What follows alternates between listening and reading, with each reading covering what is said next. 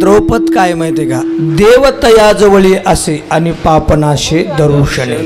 ऐका, पापाचं शालन होत आणि पुण्याची प्राप्ती होती. तू खूप बरं आहे, हे बरोबर आहे, पण एखादा सिद्धांत आहे ना. श्री पुंडलिकाने भगवान परमात्म्याला जे विटेवर उभं केले ना, त्याच्या अगोदरची भूमिका, आईवडिलांच्या गळ्याला दोर लावून भक्त पुंडलिक तीर्थयात्रेच्या निमित्ताने निघाल्याच्या नंतर पंचनद्याचं दर्शन झालं. गंगा यमुना चैव गोदावरी नर्मदा कावेरी जलशु महेंद्र तनया. पांजणीचं दर्शन झालं. पाहता तिकून जात असताना बघितलंय आणि जवळून गेल्याच्या नंतर पाहिले तर काय आचकट विचकट स्त्री आहेत, केस तुटलेले आहेत, कसे तरी दिसत आहेत. पाहिलं तर ओकारीला दुसरं औषधच नको अशा असणाऱ्या स्त्रियांनी कसं स्वच्छ राहावं, व्यवस्थित राहावं, ही भूमिका डोळ्यासमोर आली. पण ज्यावेळेस कुकुट स्वामीचं दर्शन केलं आणि कुकुट स्वामीचं दर्शन करून त्याच 5 माऊल्या परत वापस आल्या, तर हाच पुंडलिक म्हणतो, का हो मगाशी तुम्हीच गेला होता का? सांगितलं आम्हीच. मग एवढ्या अनिर्मळ, अस्वच्छ, एवढ्या गलिच्छ अशा जाताने गेल्या आणि एवढ्या पवित्र, सुंदर, स्वच्छ होऊन आलात, कोण आहात? सांगितलं, पुंडलिका, अरे तुझ्यासारखे पापी माणसं आमच्यात स्नान करतायत रे.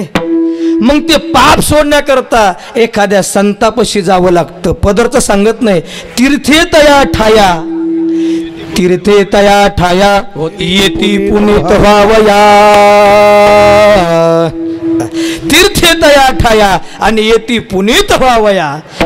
अरे संतांच्या पायाजवळ आम्ही त्या असणाऱ्या कुकुट स्वामीच्या पायाला लोटांगण घालतो. एकदा का त्यांचं लोटांगण घातलं की पुन्हा आम्ही 3 महिने तुमच्यासारख्या पापी माणसाचं पाप घ्यायला आम्ही हजरच आहोत. कारण मी पदार्थ सांगत नाही, फेडी तपापताप फोगी तिरीचे पाद, कळलं का मुडी मौज आहे आणि म्हणून तेवढं सपन आहे आणि म्हणून श्री महावैष्णव, कळलं का? आपली ताकद नाही आहे, पण कसं आहे तेवढंच सोपं नाही आहे. आणि म्हणून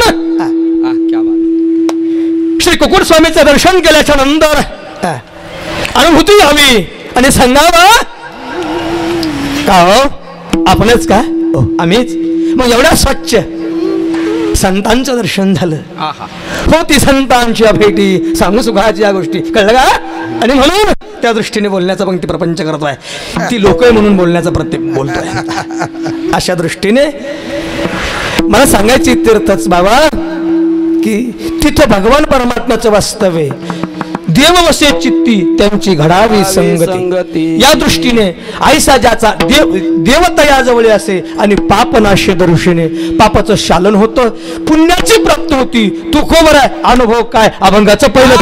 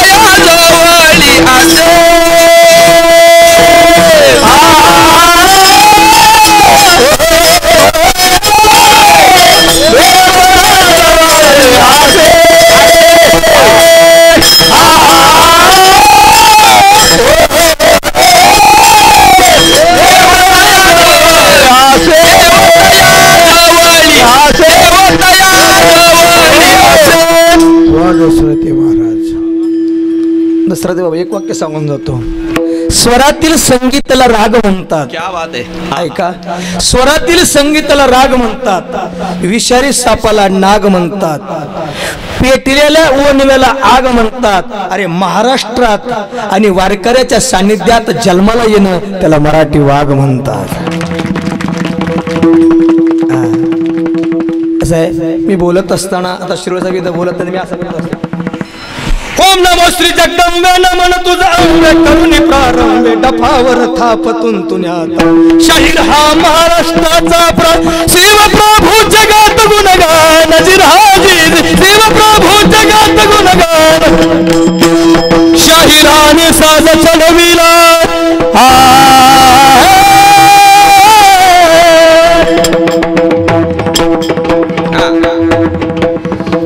जमा करायचंच म्हणून लागतंय काय दादा. शाहिराने साज चढविला, शाहिराने साज चढविला, मुक्कामी आळंद गावाला, खेड तालुका पुणे जिल्ह्याला. नमन माझे ज्ञानेश्वराला, एकनाथाला, माता पित्याला, भाविक जनाला. माय माऊल्यांनो, या महाराष्ट्राचा इतिहास कधी घडला सांगू का.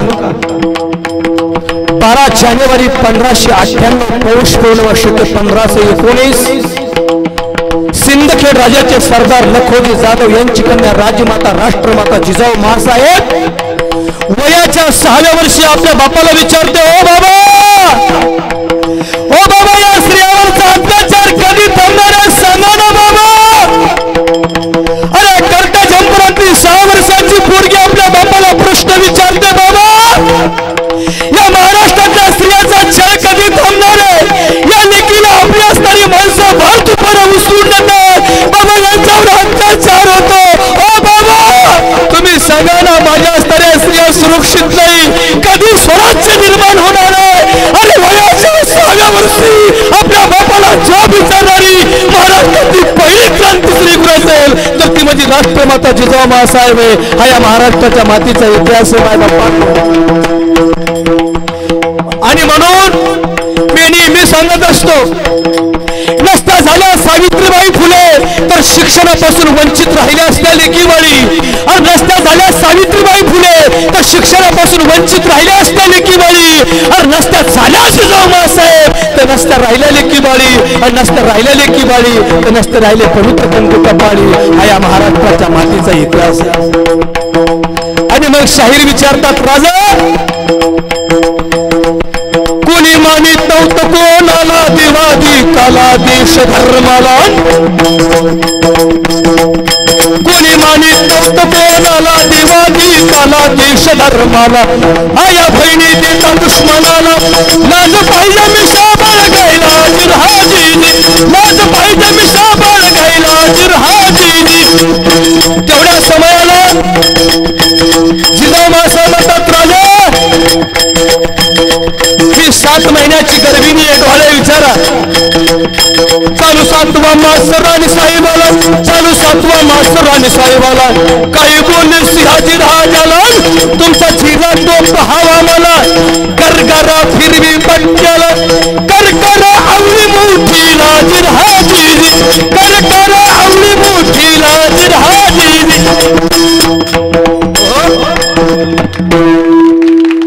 म्हणून मला असं वाटतं, मासाहेब तुझ्या नयनी स्वराज्य दिसेल तुझ्या शिवाजीला, आणि मराठमोळे मर्द मावळे घेऊन संगतीला. प्राणपणाने लढून राखली मायभूमीची शान. आई जिजाऊ तुलाच देऊ जगात पहिला मान. तुझ्या करारी वक्तपुरती झुकून जाती मान, आणि आई जिजाऊ तुलाच देऊ जगात पहिला मान. कशा झाल्या वीर वीरांगणा. म्हणून माझा टाइम संपला, माझ्याकडे फक्त 3 मिनिटं बाकी आहेत. ऐसा ज्याचा अनुभव विश्वदेव सत्यत्वे. फक्त कनेक्शन जोडून देतो आणि सेवा पूर्णत्वाला नेतो. आता विश्वात्मके देवे, आता विश्वात्मक देवे, आता विश्वात्मके देवे ही केलेली ज्ञानोबरायची विश्वात्मक संकल्पना तीच तुकोबराय पुढे घेतात. ऐका, आता विश्वात्मके देवे ऐसा ज्याचा अनुभव विश्वदेव सत्य.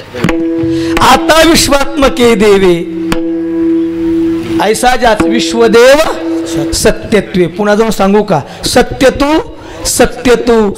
तू विठ्ठला कागा दावेला जगदाकार. सेवा संपली ना बाबा. एक दृष्टांत ऐसा ज्याचा अनुभव. एवढा दृष्टांत आहे का? सेवा संपली. ऐसा ज्याचा अनुभव जन्य ज्ञान असावं. जन्य ज्ञान नसेल तर दुःख भोगावं लागतं. राजस्थान म्हणून 10-5 उठावले महाराष्ट्रात आले. 10-5 रुपये घेऊन पोट जगणारी मंडळी. येत असताना एका झाडाखाली विश्रांतीला बसले जोगदंड बाबा. बसल्याच्या नंतर वाऱ्याच्या झुळकीने कवट पडलं गुरुजी. ते कवट उंटाने गिळलं आणि गिळल्याबरोबर ते इथं पॅक झालं. अन्ननलिका श्वासनलिका थांबली. उंटाने हातपाय खोडले मरणार. तेवढ्यामध्ये 2 जण मोटरसायकलवर चालले होते. ओ बाबा 2 लाखाचा उंट आहे ना, याच्यावर लेकरा बाळाचं पोट आहे. माझा उंट वाचवतं का? कोण आहात? सांगितलं डॉक्टर आहे. माणसाचे का जनावराचे? सांगितलं दोन्ही डिग्र्या प्राप्त आहेत. या आले. सगळं खाली ठेवलं. ठेवल्याबरोबर सांगितलं काळजी करू नका. डॉक्टरना चोंबाळलं. म्हणले श्वासनलिका थांबली. थांबा. उंटाचे पाय बांधा. पाय बांधले. हे सगळी प्रक्रिया 2 दगडांना 2 दगड आणले. हे सगळं कंपाऊंडर बघत होता. सगळं कंपाऊंडर ते सगळं बघत होता. त्या डॉक्टरना उंटाच्या मानेखाली एक दगड घातला गुरुजी. वरून दुसरा दगड जोरात हाणला. कवट फुटला आणि उंट उठला. हे कोणी पाहिलं? कंपाऊंडर मला डॉक्टर होणं सोपं आहे. त्याची कशाला बॅग वागवायची. गेला दुसऱ्या गावात गुरुजी. काही दिवस झाले म्हातारे म्हातारीचं नरडं दुखायला लागलं. शेजाऱ्यानं सांगितलं दादा जिजाच्या घरामध्ये डॉक्टर आलाय आणि लय गुण ये तू. म्हणलं कसा? दुपार 2 वाजले. आणला बोलून. आणल्याबरोबर त्याने सांगितलं म्हातारीचं नरडं दुखायला लागलं. म्हणला मी स्पेशलिस्ट आहे नरड्याचा. आणा म्हणला 2 दगड. 2 दगड आणले. त्याला असं वाटलं इंजेक्शन उखळा लागत असन, चूल ठेवायची असन. पूर्वीचा काळ होता. 2 दगड आणले. धरा म्हणला म्हातारीचे पाय. झोप म्हणलं एक अंगावर. काय पाहता माझ्याकड? एक मानेच्या खाली घातला वर जोरात वरून हाणला. जगली असती म्हातारी यांनी मारली. दृष्टांत संपला. डॉक्टरचा काय होता? तो अनुभव होता. त्याला माहिती इथं सलाईन देऊन चालत. इथं फक्त हेच इंजेक्शन, हेच गोष्ट चालेल. याने उंटाचा अनुभव म्हातारीवर केला. तो त्याचा अनुभव नव्हता. अनुभवजन्य ज्ञान नसल्यामुळे दुःख भोगावं लागलं. बस माझी सेवा संपली. सगळ्यात जगातला ऐसा ज्याचा अनुभव सांगतो एकाच मिनिटामध्ये. संत श्रेष्ठ श्रीमंत लक्षपूर्वक ऐका. संत श्रेष्ठ श्रीमंत श्री जगद्गुरु तुकोबरावर आळ आली. तुकोबरा भजन करण्याकरता गेले. गावातल्या लोकांना सांगितलं. तुकोबरा लोक पूजायला लागले. आता गावात तुकोबराला ठेवायचं नाही. तुकोबराला गावाच्या देऊच्या बाहेर काढायचं हे सगळ्यांनी ठरवलं. पंचायतीनं विचार केला आणि पंचायतीने एका माणसाला एका बाईला सांगितलं हे बा आता हे तू असणारे 5,000 घे. पण तुझ्या असणाऱ्या पोटामध्ये जो 7 महिन्याचा गर्भ आहे फक्त देऊ गावामध्ये एवढंच सांग की हा तुकोबराचा गर्भ आहे. एवढं गावात सांगत हिंड. एवढीच आमची तुला विनंती आहे. लोक विचारू लागले बाई जिने एसीला कुंकू लावलेलं आहे कुणाचा गर्भ आहे? तुम्हाला माहित नाही का? माझ्या तुकाराम बाबाचा आहे ना. माझ्या तुकारामाचा आहे. माझ्या तुकोबराचा गर्भ आहे. सगळे देव गावातली लोक नाराज झाली. तुकोबा वेदाचा तो अर्थ आमाशी ठावा म्हणणारे तुम्ही तुकोबा. तुकोबा तुम्ही भगवान परमात्मा नवा साक्षात परब्रह्म साक्षात भगवान परमात्म्याचं दर्शन व्हावं अशी तुमची स्थिती असताना तुकोबा हे काय केलंय? सगळे लोक नाव ठेवू लागले आणि एक वेळेस सगळी गाव पंचायत बसवली आणि तुकोबराला गावाच्या बाहेर काढायचं.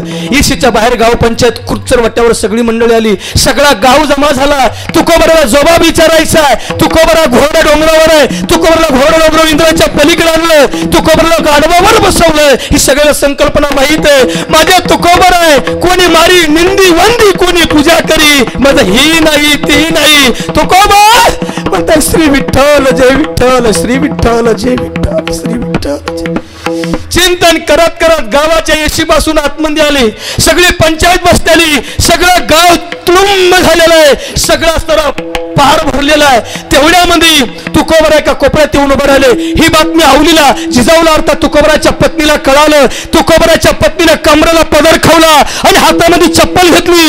अरे एक वेळ सूर्य उगवायचा थांबेल, अरे एक वेळ समुद्र लाटा निर्माण करायचा थांबेल, पण तुकोबरा असं कृत्य करू शकत नाही, हा माझा विश्वास आहे. आई साजाचा अनुभव हा पहिला. दुसरी गोष्ट सांगून जातो, शेवटी तिथं आवली आली. कोण म्हणतं माझ्या महाराजांचं कृत्य, कोण पंचायत म्हणते. चप्पल हातातली वर केली आणि आवलीकडे फक्त हात गेला. आवले थांब, हातातली चप्पल टाकून दिली. बाई महाराज थांब म्हणतात. पदर घेतला आणि सांगितलं काय म्हणणं आहे पंचायतीचं. तेवढं पंचायतीचं काय म्हणणं आहे, गावकऱ्याचं काय म्हणणं आहे कळू द्या. असं म्हटल्याच्या नंतर पंचायतीला सांगितलं तुकोबरा देवाचं भजन करता, स्वतःला देव म्हणवता, पंचमवेद निर्माण केलाय आणि असं कृत्य करता का. हे काय म्हणते ती बाई विचारा. त्या बाईच्या पोटातला असणारा 7 महिन्याचा गर्भ ती बाई तुमचा म्हणून सांगती. सगळ्या गावात चर्चा. तुकोबरा म्हणतात असं का. तुकोबरा म्हणतात गावकरी काय म्हणतात हे बाजूला राहू द्या, पंचायत काय म्हणते हे बाजूला राहू द्या. तुकोबरा म्हणतात ती बाई काय म्हणते हे बाजूला राहू द्या. त्या बाईच्या गर्भाला विचारा की तू कुणाचा पुत्र आहे. आणि 7 महिन्याच्या गर्भाला आतून आवाज फुटला आणि सांगितलं मी तुकोबराचा गर्भ नसून मी गावातल्या पाटलाचा गर्भ आहे. आई साजाचा अनुभव विश्वदेव सत्य तुम्ही ज्ञानेश्वर माऊली ज्ञानराज माऊली तुकाराम माऊली ज्ञानेश्वर माऊली ज्ञानेश्वर माऊली महाराज ज्ञानेश्वर माऊली ज्ञानेश्वर माऊली.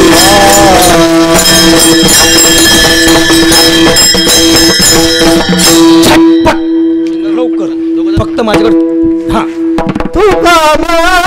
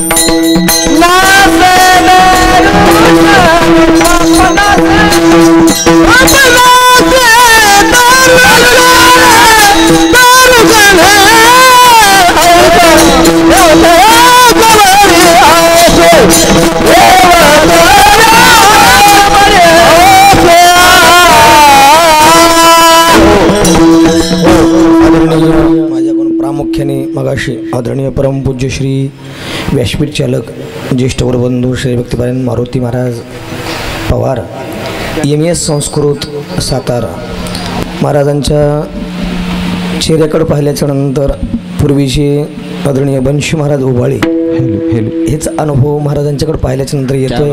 पुनश्च एकदा महाराजांचं कृतज्ञता व्यक्त करतो. या ठिकाणी सर्व सुंदर अशी वादक, माझ्यावर प्रेम करणारी, वारकरी संप्रदायावर प्रेम करणारे गायक, वादक, कीर्तनकार सर्वांच्या पारणतमस्तक होतो. जाता जाता पुनश्च एकदा शिर्डी साहेबांना कोटी कोटी धन्यवाद देईल की तुम्ही या देव समान कार्यकर्त्यांचं आणि सर्व श्रुत सज्जन मायबापांचं दर्शन या वारकऱ्यासह तुम्ही मला घडवलं, त्याच्याबद्दल मी तुमची कृतज्ञता व्यक्त करतो. आणि जाता जाता पुनश्च एकदा शिरोळे साहेबांच्या दृष्टीने माझी भूमिका एकच राहील की तीर्थयात्रेच्या दृष्टीने मी शिरोळे साहेबांच्या सान्निध्यात गेलो, लेकरासारखं सांभाळत आहेत. पुनश्च एकदा मला अयोध्येचा प्रसंग एवढाच म्हणायचा, महाराज मी नेहमी, आपण पूर्वी गाणं म्हणत होतो बनाएंगे मंदिर, तसं नाही म्हणायचं, आता बनाया हे मंदिर. 22 तारखेला त्याचं सगळं कालकृत्य आपल्यासमोर आहेच. आणि म्हणून पुनश्च एकदा जाता जाता सर्वांच्या पारणतमस्तक होतो आणि या ठिकाणी थांबतो. विठ्ठल जय जय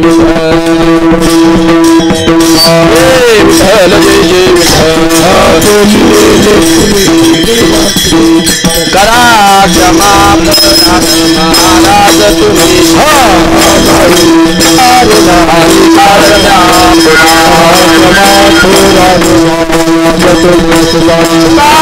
ज्ञानेश्वरा पैकी करा